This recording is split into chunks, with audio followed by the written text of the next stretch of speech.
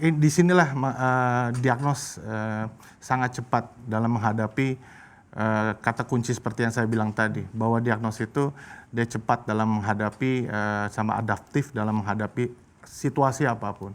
Jadi waktu pada saat pandemi mulai di tahun 2020, kita sudah di saat semua orang belum siap mengenai PCR test, mungkin diagnos salah satu laboratorium yang sudah siap, sudah menyiapkan tim-tim yang bisa dibilang teamwork yang luar biasa dalam menyiapkan PCR test. Jadi bisa dibilang diagnosnya termasuk pionir dari pemeriksaan tes, dibantu waktu itu kita buat lab kita di Rumah Sakit Umum Bunda di Jakarta.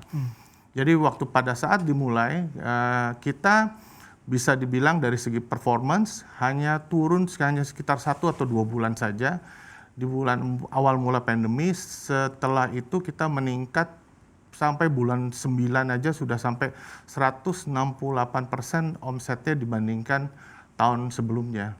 Which is dari segi bisnis ya itu sangat baik. Tapi balik lagi itu semua bukan kebetulan, tapi diagnos itu karena kesiapan diagnos dalam menghadapi dan kecepatan diagnos dalam menghadapi situasi seperti pandemi seperti ini. 1-2 bulan pertama iya diakui ada impact di sana, tapi memasuki bulan berikutnya segera ada rebound, bahkan sampai ke bulan 9 ada outperform di sana. Strategi-strategi yang sudah digunakan selama 2020 tadi masihkah bisa berlaku? Masihkah relevan digunakan di 2021 ini Pak Mesa? Saya pikir masih, karena tahun 2000 kita pada saat ini memang lebih fokus ke pemeriksaan PCR. Karena kenapa?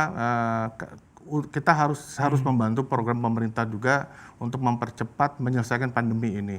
Salah satu yang kita diagnos yang 2020 akan dilakukan adalah mempersiapkan outlet atau swab center yang ada di area-area gerbang-gerbang penerbangan internasional seperti Jakarta, Bali, Medan, Surabaya seperti yang tadi disampaikan. Oke, Dr. Irfan, sejauh ini apa yang bisa kita review bersama perjalanan ini dari awal pandemi masuk ke Indonesia, peran diagnos dalam masa pandemi terutama untuk pemeriksaan PCR yang sudah disebutkan Pak Mesa tadi seperti apa ini? Ya, jadi memang apa yang disampaikan Pak Mesa tadi adalah sangat menunjukkan betapa kuatnya fundamental dari diagnos itu sendiri, di mana kita memang bergabung dalam salah satu portofolio Bunda Medical Care System atau BMAS. Kita melihat bahwa sebagai satu grup adanya kebutuhan kita untuk bisa mengekspan secepat mungkin kebutuhan dari layanan kesehatan yang safe. Dan itu kita terapkan di rumah sakit Bunda yang kemudian diimplementasikan di rumah sakit yang lain yang bukan dari grup kami. Dan itu adalah merupakan suatu bentuk keamanan dari layanan yang diberikan di Fasiankes. Jadi pada saat ini rumah sakit sudah mulai mengadopsi cara bagaimana kita menerima pasien, melakukan operasi dan lain sebagainya, sehingga kita bisa melihat bahwa standar safety di rumah sakit itu menjadi tinggi. Untuk satu. Tapi kedua, kita lihat bahwa dengan kebutuhan tadi yang disampaikan Pak Mesa, bahwa 2020 itu bukan hanya kita melihat bahwa PCR sebagai salah satu kontribusi utama, karena memang kita tahu bahwa COVID ini eventually akan settle.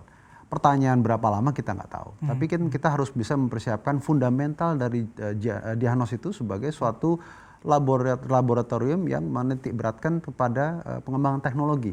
Dan di sini kita lihat bahwa teknologi-teknologi yang nanti kita bisa discuss tentang genomics teknologi, dan ini adalah merupakan suatu teknologi yang adalah future teknologi yang sudah diadopsi sekarang.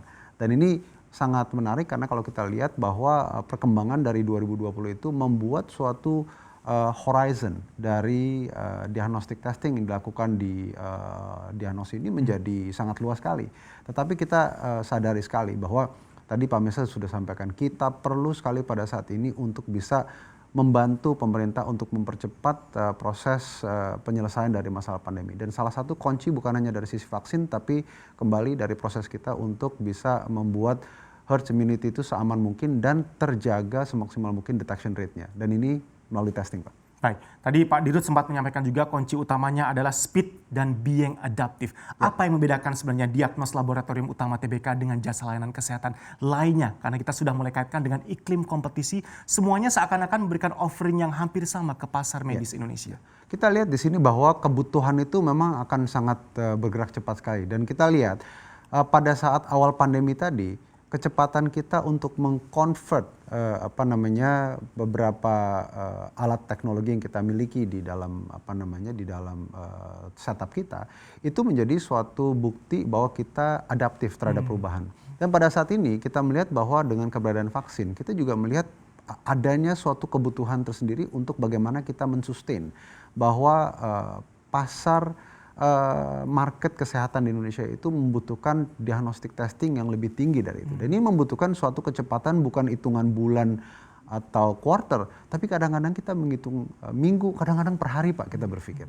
Jadi saya rasa ini kita sangat perlu sekali untuk adaptif terhadap apa yang artinya kalau kita lihat di masyarakat kembali ke kebutuhan kita.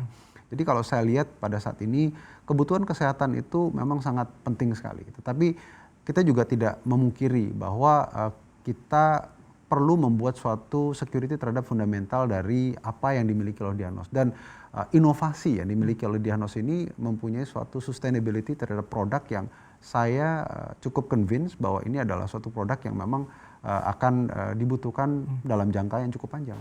Install aplikasi kami CNBC Indonesia di Google Play Store dan App Store untuk mengikuti perkembangan terkini berita bisnis dan ekonomi.